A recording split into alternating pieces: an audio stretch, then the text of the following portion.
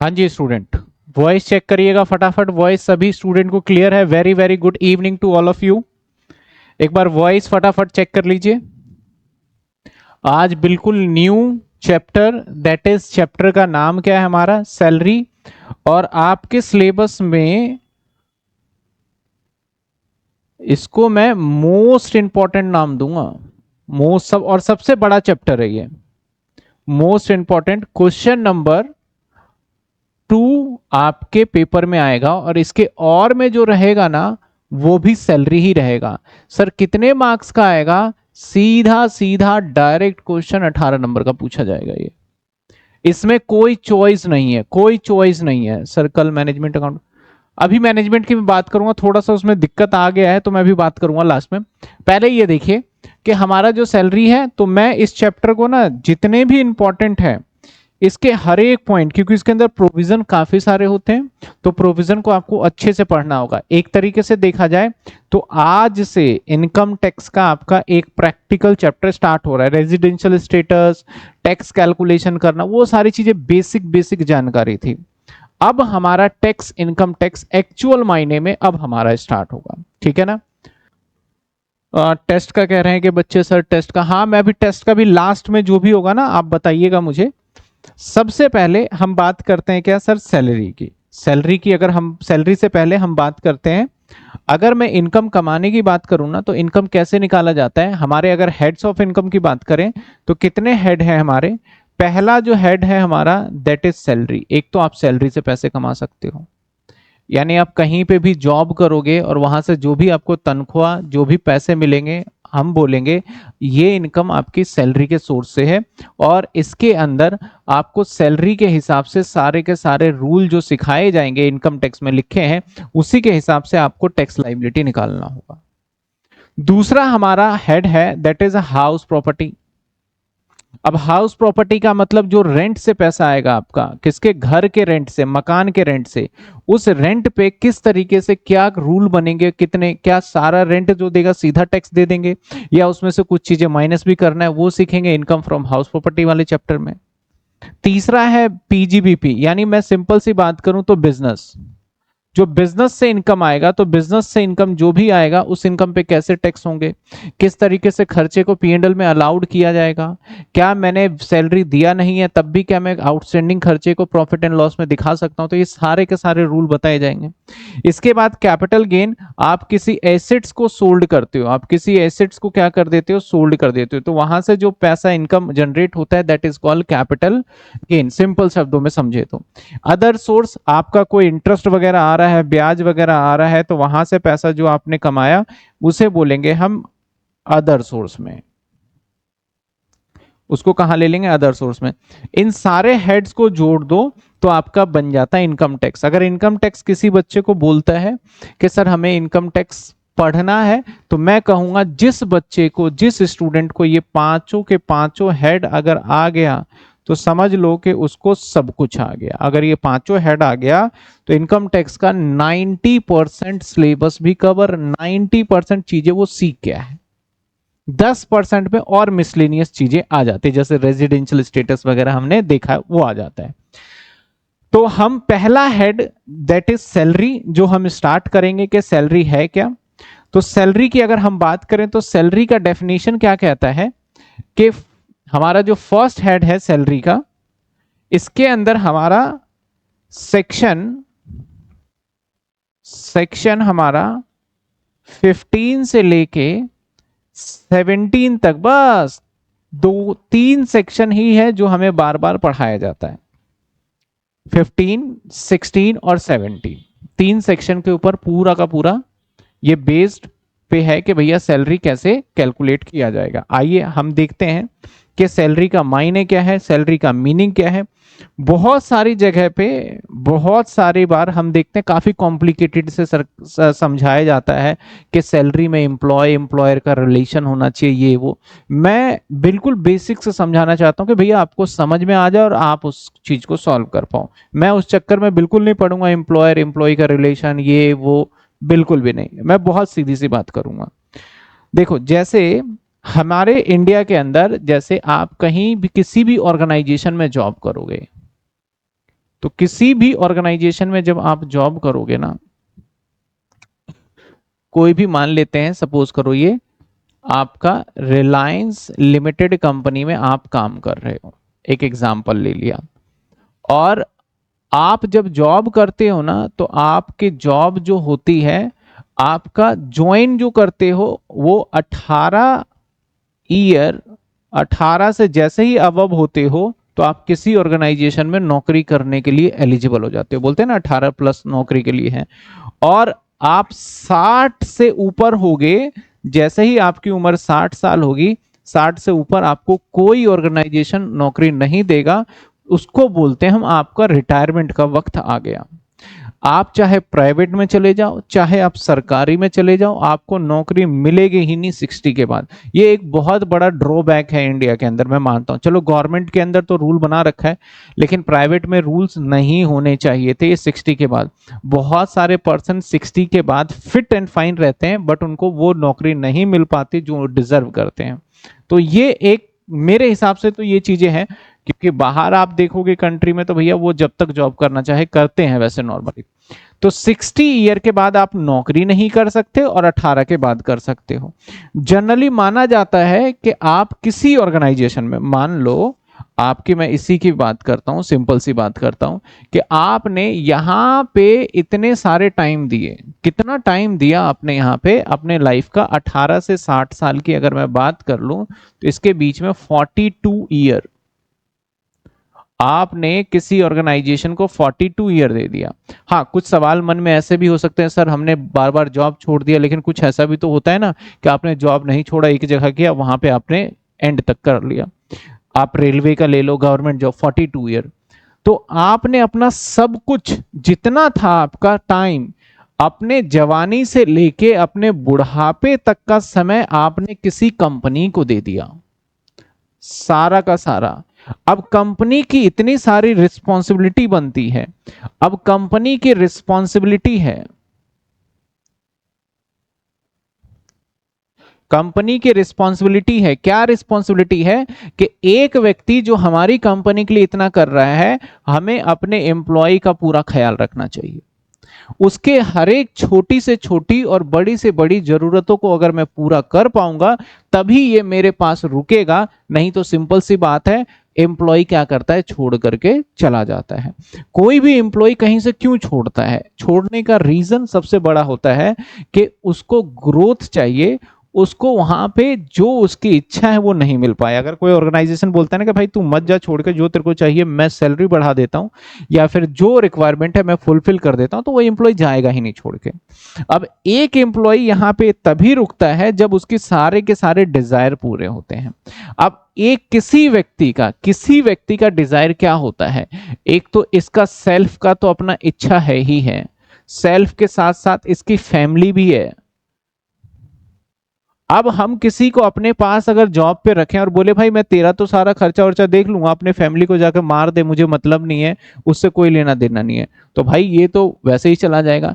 यानी हमें दोनों का ख्याल रखना है, इसका भी और इसके परिवार का भी, परिवार में जो इसके ऊपर टोटली डिपेंडेंट है उसका भी ख्याल रखना पड़ेगा। और ख्याल रखने का एक ही कारण है, या तो आप उसको कैश पैसे दे दो जिससे कि अपनी वो जरूरतों को पूरा करे, या फिर आप उसको फैसिलिटी दे दो। सर कैश का मतलब, जैसे या तो मैं बोलता हूं कि आपको मैंने एक फॉर एग्जांपल स्कूल ओपन करके दे दिया, अब मेरी फैक्ट्री इतनी बड़ी है, अपने बच्चों को इस स्कूल में पढ़ाओ, तो मैंने क्या दे दिया, फैसिलिटी। या फिर मैं क्या करूं, भैया मैं स्कूल नहीं खोल सकता, मैंने क्या करा, ये लो अपने बच्चे को 5,000 रुपए मैं स्कूल की फीस भर दूंगा, आप इसको स्कूल में एडमिशन करा दो। आप यहाँ पे ये नहीं हो सकता कि आप बोलो सर सबसे बड़े स्कूल का तो 10,000 फीस है, भैया मैंने जितना पैसा दिया है उसमें थोड़ा आप भी मैनेज करना पड़ेगा, ये रहता है। तो मैं इसको एक तो कैश भी दे सकता हूं और दूसरा क्या दे सकता हूं, फैसिलिटी।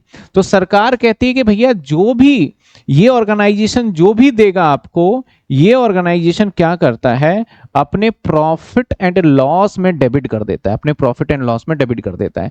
अगर मैंने आपको कार की फैसिलिटी दिया तो मैंने कार की फैसिलिटी यहां पे डेबिट कर दिया, अगर मैंने स्कूल की फैसिलिटी दिया तो क्योंकि इसके लिए तो एक्सपेंस है ना, तो इसके लिए जो भी एक्सपेंस होगा अपने प्रॉफिट एंड लॉस में डालेगा।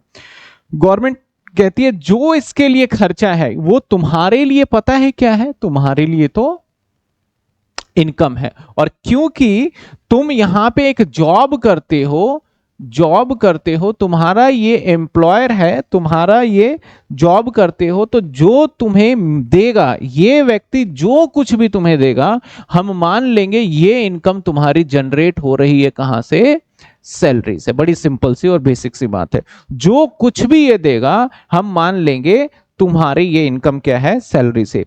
अब ये क्या क्या देता है पहले मैं उसके बारे में थोड़ा सा बता दूं। देखो, सबसे पहले तो ये देता है आपके बेसिक नीड्स को पूरी करने के लिए, जिसको बोलते हैं बेसिक सैलरी। फिर टाइम टू टाइम महंगाई बढ़ जाता है, तो महंगाई जब बढ़ जाता है तो दिया जाता है भैया डियरनेस अलाउंसेस। क्या दिया जाता है? अब बेसिक, अब सैलरी बड़ा ही कम होता है। आप कभी भी देखना, कभी गवर्नमेंट जॉब वगैरह में देखना, तो वहां पे सैलरी स्लिप में बेसिक पे होता है। आपने देखा होगा कि कितनी सैलरी है, तो बेसिक पे इतना है, ग्रेड ए पे इतनी सैलरी लगा है। तो मान लेते हैं, सपोज करो इसका बेसिक पे सपोज करो 10,000 रुपए है। अब बहुत बड़े पोस्ट पे रहता है तो उसका बेसिक पे 10,000 होता है।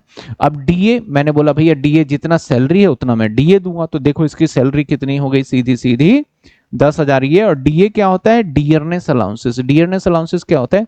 हम आपकी बेसिक सैलरी तो नहीं बढ़ाएंगे, जैसे जैसे महंगाई बढ़ेगा हम आपको एक्स्ट्रा पैसे दे देंगे। बोलते हैं ना कि सर बहुत टाइम हो गया काम करते करते, महंगाई बढ़ गई है और खर्चे का गुजारा नहीं हो रहा, तो थोड़ी सैलरी बढ़ा दो। तो वो सैलरी में पता है कौन सा कंपोनेंट? सैलरी में बड़े सारे कंपोनेंट्स होते हैं, उसमें से ये वाला कंपोनेंट वो इंक्रीज कर देता है।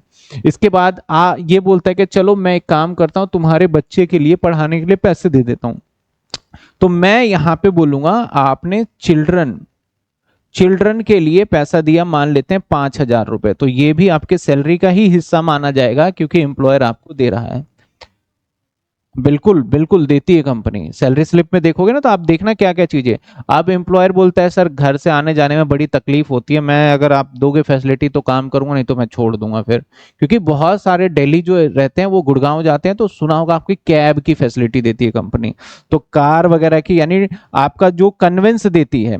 मान लेते हैं कैब की फैसिलिटी, तो आपको पैसे नहीं दिया, आप तो सुबह गए बैठे और चले गए, लेकिन कंपनी का तो खर्चा है। तो कंपनी का खर्चा है, मान लेते हैं कि आपके ऊपर 2,000 महीने का खर्च कर रही है, तो वो भी आपका सैलरी का पार्ट माना जाएगा।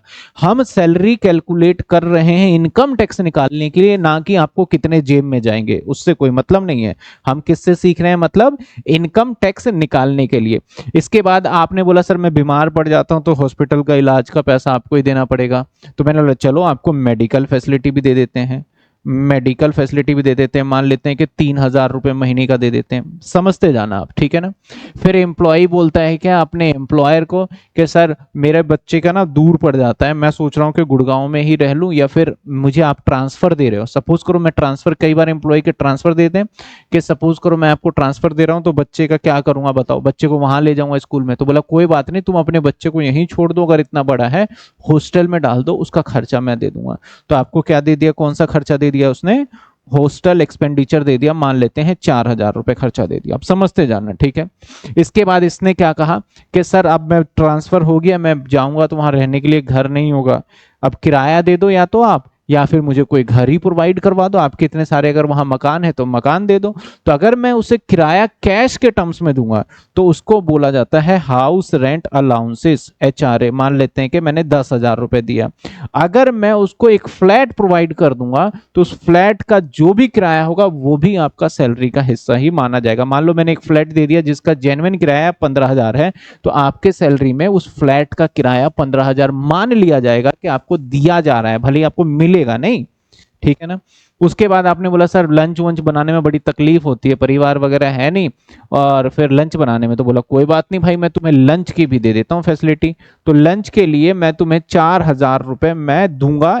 दो तरीके से लंच हो सकते हैं, या तो 4,000 महीना ले लो, या फिर मैं लंच के लिए फैक्ट्री के अंदर ही मैं एक ऐसा कैंटीन बना देता हूं जहां पे आप लंच कर लेना। तो भाई कंपनी का तो कैंटीन पे खर्चा हो ही रहा है ना।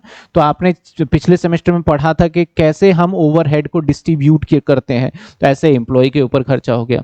इसके साथ साथ और क्या हो सकता है? हो सकता है साथ के साथ कि जब कभी आप किसी एम्प्लॉय को एक स्टेट से दूसरे स्टेट भेजते हो ना, तो वहां पे हो सकता है कि या तो मैं अपर स्टेट पे भेज रहा हूं, मान लेते हैं कि यूपी से कोई मुंबई गया तो वो बड़े स्टेट में चला गया, और मान ले सकते हैं कि कोई मुंबई से यूपी आ गया तो वो थोड़ा सा डाउनग्रेड में हो गया। तो ऐसे सिचुएशन में उस केस में अगर कोई यहां से वहां जाता है तो सिटी कंपनसेटरी अलाउंसेस भी हम देते हैं। तो city compensatory allowances, city compensatory allowances CCA मान लेते हैं 2000 रुपए मैंने ये दे दिया।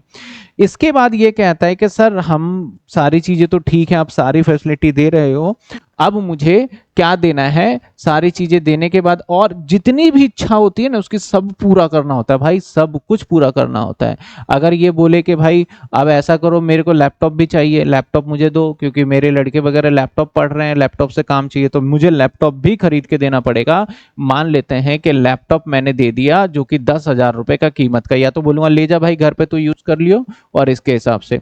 उसके बाद मेरे से ये बोलता है कि सर मुझे ना एक जो है ना मुझे गर्मी लगती है, मुझे एसी वगैरह का इंतजाम करा दो, तो मुझे एसी का भी इंतजाम कराना पड़ेगा। एसी देंगे और एसी है हमारा मान लेते हैं 5,000 रुपए कम हर साल का। एक हम टेंटेटिव, ये साल का डेटा, मंथ का डेटा, साल का डेटा कुछ भी हो सकता है, ये टेंटेटिव मैंने ले लिया कि इतना खर्चा होगा। यानी जो भी इसका मन करेगा, ये बोलेगा सर बड़े दिन हो गए मैं बोर हो गया हूँ और मेरा काम में मन ही नहीं लग रहा, मालिक बोलेगा ठीक है ले भाई तू घूम के आ जा, तो मैं इसको टूर करवा दूंगा जाके, तो 10,000 रुपए मान लो टूर पे खर्च हो गए। सुना होगा ना आपने ऑफिस में कि भाई ऑफिस के अंदर कुछ छुट्टियां मिलती है, बाहर घूमने के लिए टिकट्स मिल जाते हैं, तो वो सारी चीजें इसके खर्चे हैं। इसके बाद मान लिया जाए इसको बोला गया सर मैं 30 दिन काम नहीं करूंगा, मुझे छुट्टियां चाहिए, तो मैंने बोला भाई देख ऐसा कर, तेरे को मैं महीने के 4 छुट्टी तो वैसे मिलते ही है, 4 और ले ले, अगर तू जॉब पे आ जाएगा उस 4 दिन में तो तू सैलरी ले लियो, नहीं आएगा तो फिर कोई बात नहीं, फिर तो वो तेरे छुट्टी पूरे मंथ के सैलरी मिलेंगे। उसके बाद जब रिटायर हो जाएगा तब के भी बारे में ये क्वेश्चन पूछेगा, सर रिटायर होगा तो क्या मिलेगा, तो मैंने बोला रिटायर होगा तो भाई तेरे को ग्रेजुएटी देंगे हम। क्या होता है ग्रेजुएटी, जैसे रिटायरमेंट के बाद ना कुछ इकट्ठा पैसा 25-30 लाख रुपए जो भी मिलता हो हर इंप्लॉय को मिलता है, ग्रेजुएटी, पेंशन, पीएफ का पैसा, ये सारी चीजें। इसके बाद इंप्लॉय बोलता है सर आपने जो खर्चा दे रहे हो हर बार हमारा खर्चा ही खत्म हो जाता है, जितना पैसा दे रहे हो सब तो चला गया, बुढ़ापे के बाद मैं कैसे अपने लिए एक नया घर खरीदूं, कैसे मैं अपने बच्चों की शादी करूं, कैसे मैं किसी को पढ़ाऊं। तो ये बोलता है ठीक है भाई मैं तेरे को एक और पैसा दे देता हूं, प्रोविडेंट फंड बना देता हूं तेरे लिए, और उसमें भी पैसे मैं तेरा 10,000 रुपए महीने का डाल देता हूं, जिससे कि तेरा ये पैसा जुड़ जुड़ के जब रिटायर होगा तो 42 साल बाद, तो सोचो अगर मैं 2,000 ही रुपए डाल रहा हूं, मैं 2,000 की बात कर रहा हूं, ज्यादा वैसे तो ज्यादा होता है, करीब 3,000 मान लेते हैं, 3,000 एक साल में कितने हो गए 36,000, और आप कितने काम करोगे 42, तो कितने हो गए भाई 15,12,000। इस पे कंपाउंडेड इंटरेस्ट सोच सकते हो, करीब 30-35 लाख रुपए आपको मिल जाता है ये कंपाउंड करके, ज्यादा मिलता है 42 साल, पैसे डबल कितने में होते हैं तो वो मिल जाएगा। तो इस तरीके से इतनी सारी चीजें इंप्लॉय को दी जाती है, तो ये सब किसका पार्ट माना जाता है हमारा सैलरी का। अब अगर इंप्लॉय ने बहुत अच्छा परफॉर्मेंस किया तो सर अब तो देखो मेरा हक थोड़ा बनता है, तो बोनस दे दिया,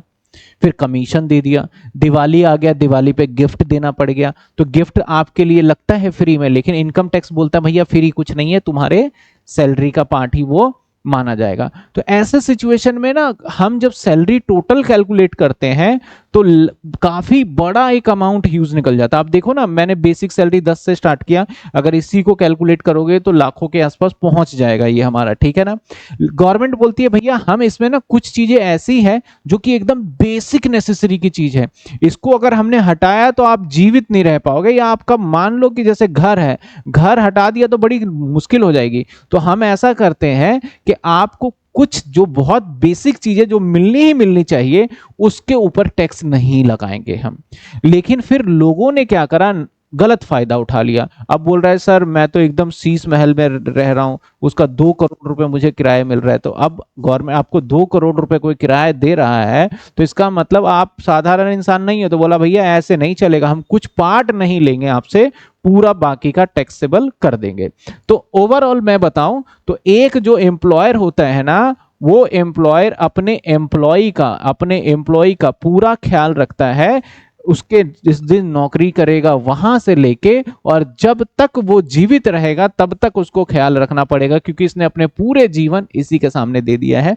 और जैसे रिटायर होता है उसके बाद हर महीने क्या मिलता है, पेंशन मिलना चालू हो जाता है। अब तो मैं समझता हूँ पेंशन में काफी सारा वो कॉम्प्लिकेटेड कर दिया कि ये वो फलना, तो हम पढ़ेंगे पेंशन में भी कि कैसे कैसे रहता है। तो इतनी सारी चीजें हैं, सोचो सैलरी में हमें जितनी चीजें ये सोच सकता है, जितनी चीजें इसकी सोच है, वो सारी सोच को हमें पढ़ना है कि क्या क्या हो सकता है, और उस सारे के सारे कंपोनेंट्स को कैसे हम टैक्सेबिलिटी करेंगे। जैसे चिल्ड्रन एजुकेशन अलाउंस है, तो बोला गया कि भैया अगर तुम्हें जितना भी मालिक देगा 100 रुपए पर चाइल्ड के हिसाब से हम माइनस करके बाकी को टैक्सेबल करेंगे। तो ये कैसे पता चलेगा, रूल है। सेम हॉस्टल एक्सपेंडिचर अलाउंसेस है, बोला गया 300 रुपए पर चाइल्ड को माइनस कर देंगे, बाकी जितना एक्स्ट्रा मिलेगा हम क्या कर देंगे, टैक्सेबल कर देंगे। कैसे पता चलेगा, इसका रूल है। तो ये सारे के सारे जब रूल सीख जाओगे तो आप सैलरी को क्या कर पाओगे, कैलकुलेट कर पाओगे। हम्म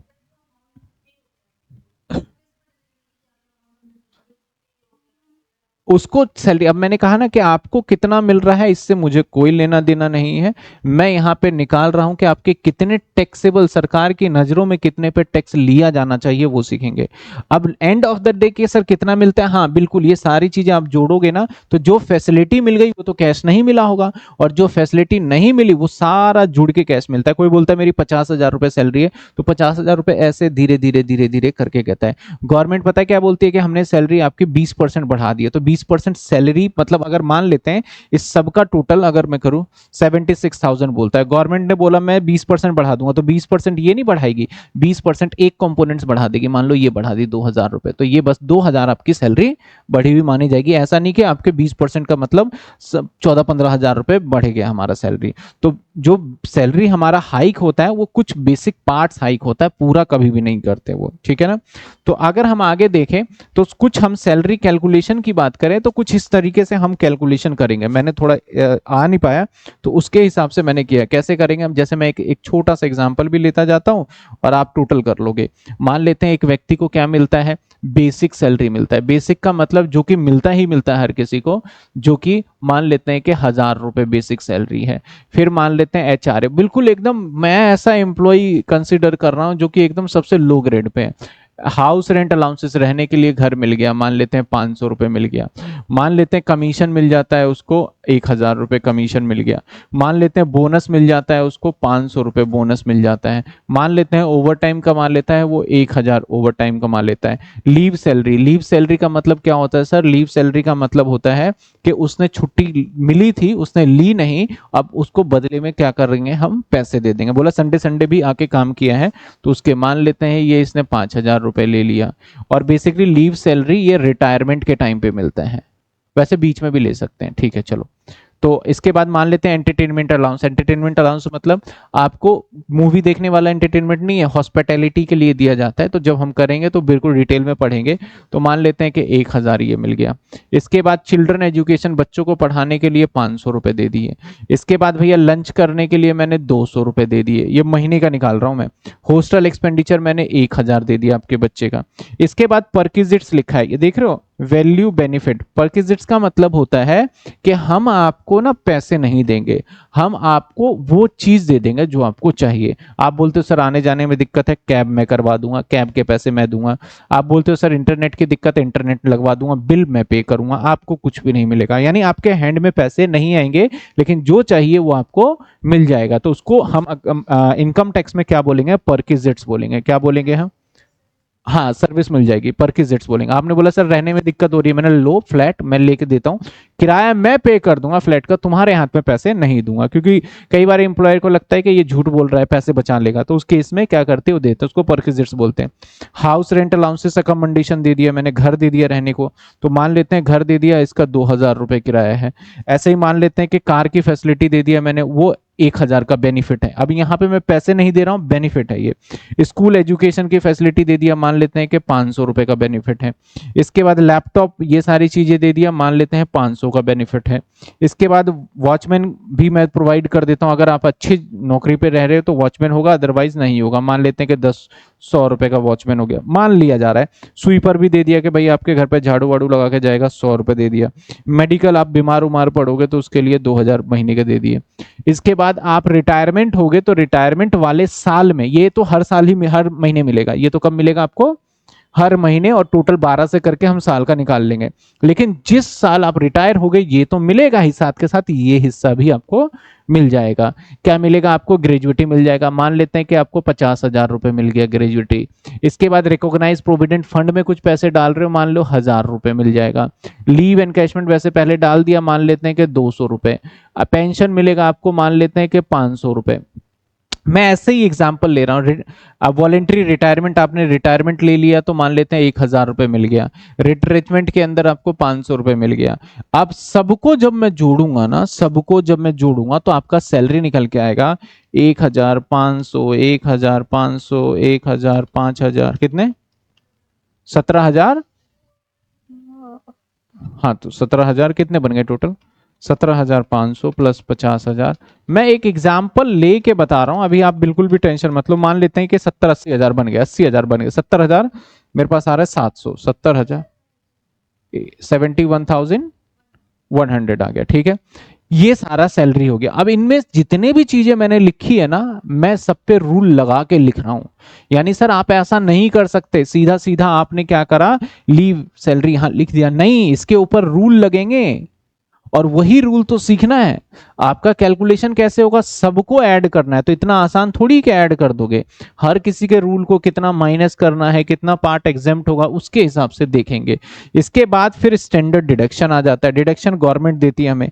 स्टैंडर्ड डिडक्शन क्या आता है हमारा, जिसमें गवर्नमेंट कहती है न्यू रिजिम के केस में आपको 75,000 माइनस करना दिया जाएगा, और ओल्ड रिजिम के केस में आपको 50,000 माइनस करने के लिए दिया जाएगा। और इसमें बड़े लफड़े हैं, न्यू रिजिम में कुछ रूल अलग हैं और ओल्ड में भी अलग है, तो हमें दोनों को ही सीखना पड़ेगा यहाँ पे, ठीक है ना।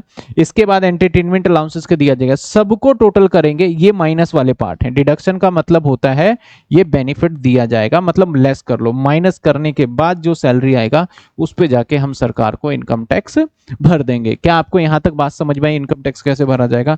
हम पहले पूरा ओवरऑल निकालेंगे, उसके बाद सरकार को, गवर्नमेंट को हम जाके टैक्स देंगे, तो ये हमारा टैक्स आ जाएगा।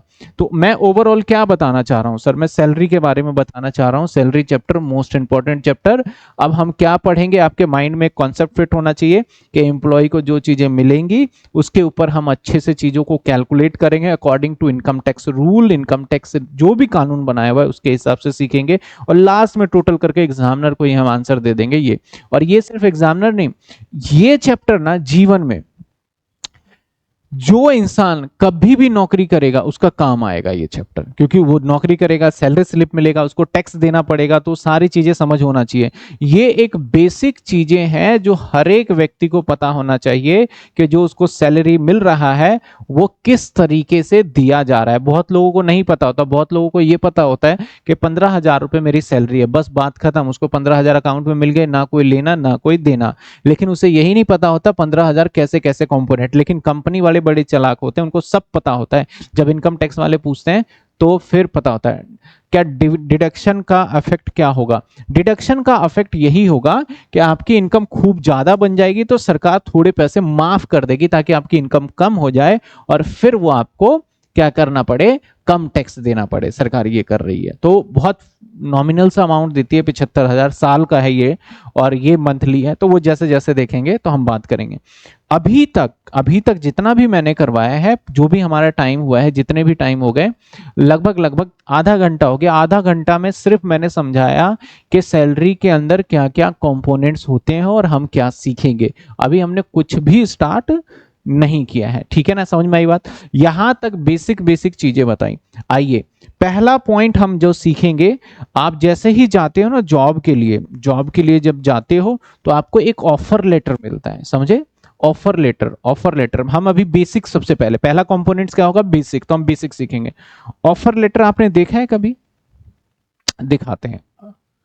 अभी तो आप जॉब करोगे तब आपको ऑफर लेटर दिखेगा। ये कुछ इस टाइप से आपको जॉब ऑफर लेटर जब कभी भी करते हो, हर एक ऑर्गेनाइजेशन का अपना अलग होता है, जो मैं समझाना चाह रहा था मुझे दिखा नहीं, बाकी मैं बता देता हूँ। आपको सारी चीजें बोल देगा कि आप चीफ अकाउंटेंट ऑफिसर, आप अपॉइंट हो गए हो, कोई चिंता की बात नहीं है, आप फुल टाइम एम्प्लॉय हो, CTC cost to company, cost to company, company के लिए आपका 1 साल का 8 लाख रुपए है, जिसके अंदर अदर बेनिफिट मिलेगा, कार का कमेंडेशन मिल जाएगा, और एज पर द एनेक्सर, उनके पास एनेक्सर भी होता है, रिपोर्टिंग इस दिन आपको आना है, रिपोर्टिंग टाइम दे दिया, आप mister B travelling account department में रहोगे, पेमेंट आपका मंथली वीकली जो भी रहेगा। इसके साथ साथ आपका लिखा जाएगा, जैसे कि आपको बोला गया है कि आपका, कई बार लिख के देते हैं कि आपका बेसिक पे जो होगा, बेसिक होगा आपका 25,000 रुपए, बेसिक सपोज करो 25,000, हाइफन लगाएगा उसके आगे 2,000, और उसके बाद लिखेगा वो मान लेते हैं कि 28,000, 28, या फिर हम कर देते हैं 35,000, फिर हाइफन लगाएगा 3,000, फिर हमने कर दिया इसके आगे मान लेते हैं 9, तो 49,000। तो बेसिकली जो ये एक ना, एक इस तरीके से आपको यहाँ पे सिचुएशन क्रिएट करके दे देगा वो। अब यहाँ पे आपको जो ये सिचुएशन दे रहा है, ये ग्रेड है। इसका मतलब क्या है समझो, कि आपको अभी तो ज्वाइन ज्वाइन जब कर रहे हो तो 25,000 रुपए मिलेंगे। अब जैसे ही आपका 1 साल कंप्लीट होगा तो आपकी सैलरी बढ़ेगी, तो 1 साल बाद आपकी 2,000 बढ़ेगी आपकी, ठीक है। फिर से जैसे जैसे आप आगे जाओगे हर साल 2-2 हजार बढ़ेगी, जैसे बढ़ बढ़ के आपकी सैलरी 35,000 हो जाएगी, तो उसके बाद आपकी बढ़ने लगेगी कितनी, 3,000 साल की बढ़ने लगेगी। साल की मतलब हर महीने की सैलरी में बढ़ेगी, लेकिन इंक्रीमेंट लगेगा कब, आपको जब ये टारगेट आप अचीव कर लोगे। इसके बाद ही, जैसे मैंने इसके बाद कर दिया 5,000, तो जैसे ही आपका 59,000 आपकी सैलरी होगा, तो अगले साल आपकी सैलरी पता है कितनी हो जाएगी, 5,000 बढ़ जाएगी, उससे अगले साल फिर से 5,000 बढ़ जाएगी। तो इस टाइप के जो सिचुएशन होते हैं, इसको क्या बोलते हैं हम, ग्रेड सैलरी। हम प्रैक्टिकल क्वेश्चंस भी करेंगे, फिर आराम से आपको समझ में आ जाएगा। पहले तो मैं आपको समझाना चाह रहा था ग्रेड सैलरी। तो क्या कहते हैं कि मैंने क्या बताया आपको कि भैया क्या क्या कंपोनेंट्स होते हैं। इस कंपोनेंट्स को अगर हम बेसिक की बात करें, तो बेसिक के अंदर हम दो चीजें सीखते हैं। क्या चीजें सीखते हैं, बेसिक और एक ड्यू बेसिस, ड्यू सैलरी। कई बार होता है, आपने देखा होगा तनख्वाह ना मंथ के एकदम एंड में आ जाती है 30 तारीख को, और कई बार होता है 1 से लेके 10 तारीख तक आती है, अगले महीने के चले जाता है। तो उसमें कैसे कैसे कैलकुलेट होगा, तो पहला पार्ट हम सीखेंगे, दैट इज ग्रेड सैलरी। चलिए ग्रेड्स, वो मैं हम देखेंगे, दोनों केसेस करेंगे, ठीक है। अब हम देखते हैं सर ग्रेड क्या होता है। यहां पे सवाल क्या कहता है कि एक्स ने ज्वाइन किया और 12,000 रुपए से वो स्टार्ट करता है, और ज्वाइन पता है किस दिन करता है, वो इस दिन करता है। अब 12,000 से स्टार्ट करता है, हर महीने हर साल कितने की इंक्रीमेंट लगेगी, 300 की। तब तक 300 बढ़ता रहेगा जब तक इसका 13,800 हो जाता है, फिर इसका बढ़ने लगेगा कितना, 400, तो इसका सैलरी कितना हो जाएगा, 17,800 तक जाएगा। कहता है कि इसकी बेसिक सैलरी निकालिए आप कब का, 2025-26। ओके ठीक है, ज्वाइनिंग डेट कब था इसका, अब देखिए grade salary, grade salary, grade salary. अगर ज्वाइनिंग डेट की बात करें तो ज्वाइनिंग डेट क्या था इसका, 1/6/1/6/2000। अब बताओ इसका 1 साल कब कंप्लीट हो जाएगा, 1/6/2013 से लेके 1 साल कब कंप्लीट हो जाएगा, 31/5/2014। ऐसे ही होगा ना, क्योंकि एम्प्लॉय तो अपने 1 साल बाद बढ़ने की उम्मीद करेगा, उसको फाइनेंशियल ईयर से क्या लेना देना है। तो यहाँ पे वो तभी उसकी सैलरी बढ़ने वाली है जब 1 साल क्या होंगे, कंप्लीट हो जाएंगे। तो नाउ अगर हम यहाँ पे देखें, तो उसकी सैलरी जो इस साल मिला होगा उसे, उसको मात्र 12,000 मिला होगा। जैसे ही वो आएगा 1/6/2014 और से लेके 31/5 जाएगा ये, क्योंकि अगर 1 साल काउंट करना है, 1 साल बाद 2015 में जैसे पहुंचेगा, तो अब 12,000 नहीं मिलेगा, उसके बाद तो उसकी 300 रुपए बढ़ गई होगी, तो कितनी होगी, 12,300। अब इसके बाद जैसे ही ये जाएगा 1/6/2015 से लेके 31/5/2016, तो अब सैलरी फिर 300 बढ़ेगी, तो 12,000 600 हो जाएगा। जैसे ही जाएगा 1/6/2015 से लेके 31/5/2000, अच्छा 16 से लेके 31/5/2017, तो फिर से सैलरी 6000 बढ़ जाएगा, तो क्या हो जाएगा 12,900 हो गया। उसने कहा जैसे ही आपका 12,900, उसके बाद अच्छा 13,800 है वो। इसके बाद 1/6/2017 से लेके कब 31/5/2018 पे जाएगा, फिर 9 कितने बढ़ेंगे, 300 बढ़ेंगे, तो कितने हो गए 13,200, कितने हो गए 13,200। फिर उसके बाद 1/6/2018 से इसके बाद 31/5/2019 तक जाएगा, और उसकी सैलरी फिर 300 बढ़ जाएगी, तो 13,500।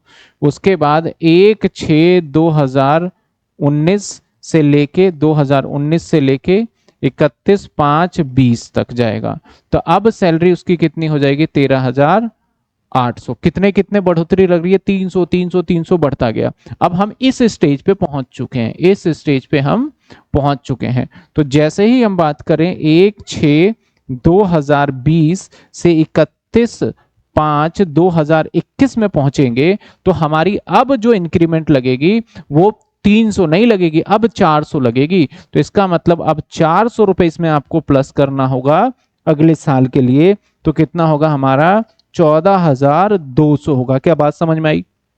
हर एक स्टूडेंट बताते जल्दी से कमेंट में कि कैसे मैं निकाल रहा हूं, बात समझ में आ रहा है ग्रेडिंग।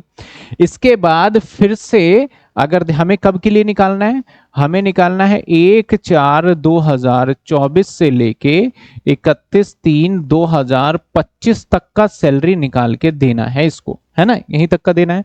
तो हम तो भैया पूरा जब डिटेल निकालेंगे तभी तो निकल पाएगा। आप ऐसे कैसे बोल सकते हो कि 12,000 इंटू 12 कर दो, नहीं होगा, क्योंकि हर महीने की सैलरी अलग हो रही है इसकी। तो 1/6/2022 से लेके 31/3/2000 कितने तक, 23, 31/5/2023 तक कितने 400 बढ़ेंगे इसके, तो 14,600। उसके बाद 1/6/2023 से लेके कितने 31/5/2024 तक कितनी सैलरी होगी, फिर से 400 बढ़ेगा, तो कितनी होगी इसकी सैलरी 15,000।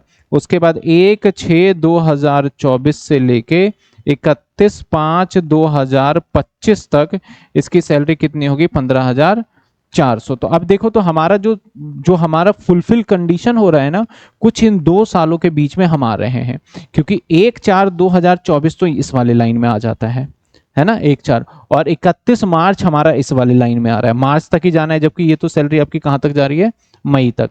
तो आप ध्यान दो, आपका जो मैं बात करता हूं 31 मई 2024 तक, तो अप्रैल में कितनी सैलरी थी आपकी, अप्रैल 2024 की बात करें तो सर आपकी अप्रैल 2024 में सैलरी थी 15,000 रुपए, ठीक है ना। और ऐसे ही मई 2024 में आपकी सैलरी कितनी थी, फिर से 15,000। हमें 12 महीने का सैलरी बताना है। मई के बाद जैसे ही जून में हमने एंटर किया, तो हमारा सैलरी जून के अंदर बढ़ गया था। जून 2024 में 15,000 कितने हो गए 400। इनफैक्ट जून के बाद तो बाकी के जितने महीने बचे सब में कितना रहा हमारा 15,400। अगर मैं जुलाई की बात करूं तो सर जुलाई में भी आपका 15,400 ही सैलरी महीने का था। अगस्त में बात करूं तो अगस्त में भी 15,400 ही था।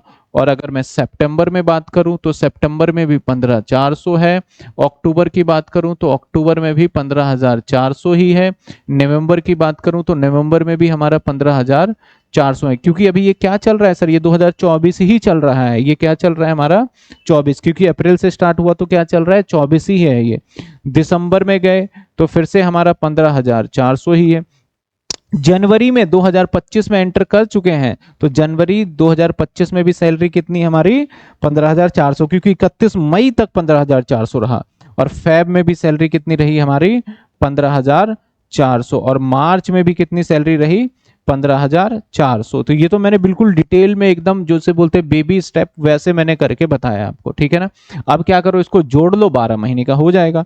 15,000 इंटू में 2 30,000, और 15,400 इंटू में 10 प्लस में 30,000। तो इन सभी का टोटल जो मैं है यहाँ कर देता हूँ 1,84,000 रुपए आपकी सैलरी आ गई पूरे साल की। तो बेसिक सैलरी आपकी एक साल की बनती है कितनी 1,84,000। सर इसको हमें इतना डिटेल में करना है, नहीं भाई इतना डिटेल में जाने की जरूरत नहीं है।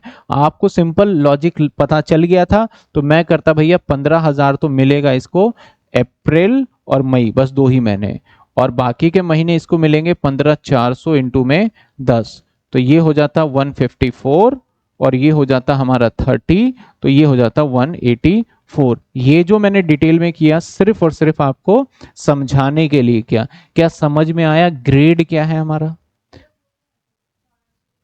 एक बच्चा कह रहा है सर आपने मिस कर दिया 2021। अच्छा, 19 के बाद 20, 20 से 21, ओहो, यहाँ 21-22 होता ना, 21-22 होता, मिस कर दिया भाई, मिस कर दिया।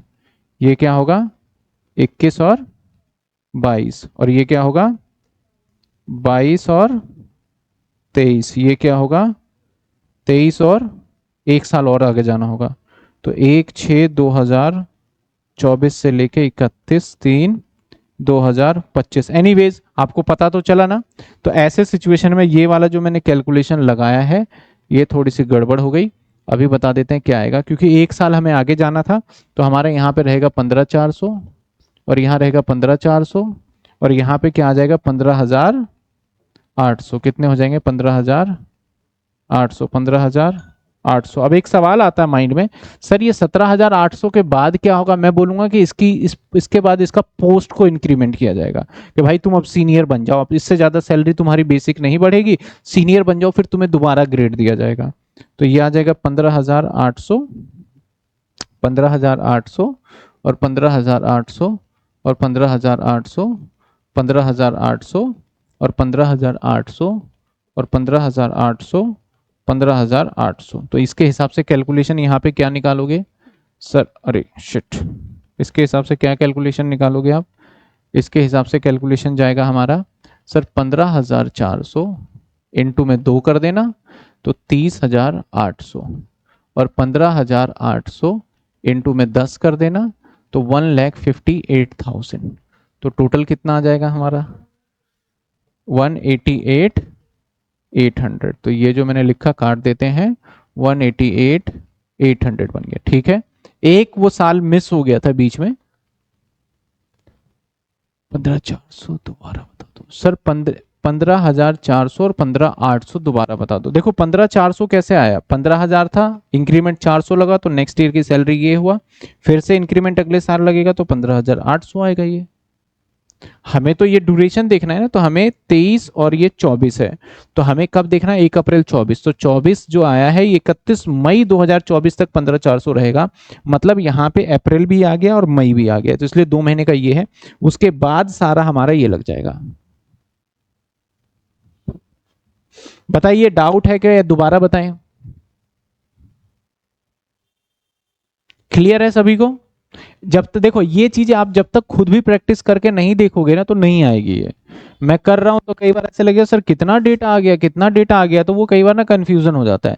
जब तक खुद भी नहीं करके देखोगे तो नहीं आएगा। बाकी तो बच्चे अभी चलो बता रहे हैं, क्लियर है। तो एक और सवाल है जो मैं ये आपको करने के लिए होमवर्क में दूंगा, ठीक है ना, ये होमवर्क में, ताकि आप खुद से भी प्रैक्टिस करोगे तो आपको पता चल जाएगा। इसका आंसर मैं लिख देता हूं, आंसर लिख दूं क्या? आंसर मैं लिख देता हूं, चलो इसका आंसर क्या आएगा?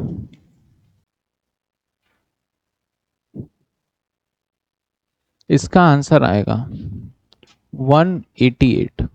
मैं बता नहीं रहा, पिछले का था 188,800, इसका आंसर क्या आएगा 188। तो आपके सामने क्वेश्चन है, देखो ए ज्वाइन करता है सर्विस, कब करता है 1/8/2020 को, कब करता है 1/8/2020 को, विद ग्रेड 12,000 से इसकी नौकरी स्टार्ट हुई, 300 तक बढ़ेगा और इसकी सैलरी 13,800 चला जाएगा, फिर 400 बढ़ेगा और फिर कब चला जाएगा 17,800।